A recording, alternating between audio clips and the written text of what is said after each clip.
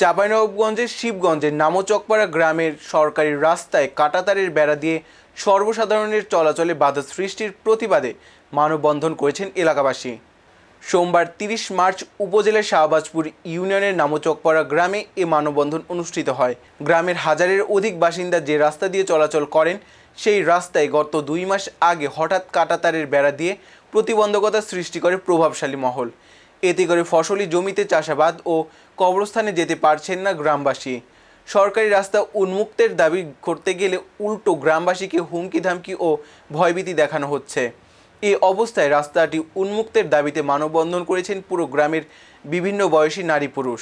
মানববন্ধনে বক্তারা বলেন, নামচকপাড়া ও উপরচকপাড়া মিলে একটি মাত্র কবরস্থান, কিন্তু উপরচকপাড়া গ্রামের ধ্যায়ের তাই ভুলকি এই ৩ বংশ মিলে কবরস্থান ও মাঠে যাওয়ার রাস্তা বন্ধ করে দিয়েছে।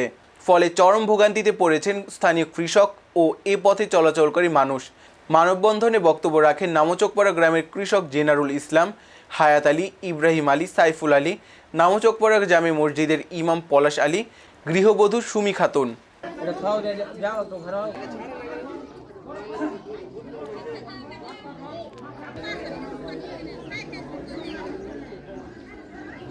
আমরাকে ফাঁসাবের লেগে তারা নিজেই বেড়া ভাঙিয়া আবার গ্রামটা থেকে একটা মার্ডার করেও পর্যন্ত লোক গ্রামটাই পালিয়ে গেছে।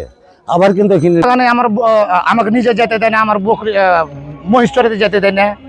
গ্রামের উপরে চাপাচ্ছে যে না ওরে ভেঙেছে, যাতে করে এরা এই জিনিসটাকে ভালোভাবে শক্ত করেছে এবং এই মাঠে আমরাকে নামতে দেয় না এবং সরকারি রাস্তাতেও আমরাকে যেতে দেয় না। তুলে থেয়েছি ওদের যে কোনো সময় মার্ডারের অ্যাটেম্প নিতে পারি। ওনারা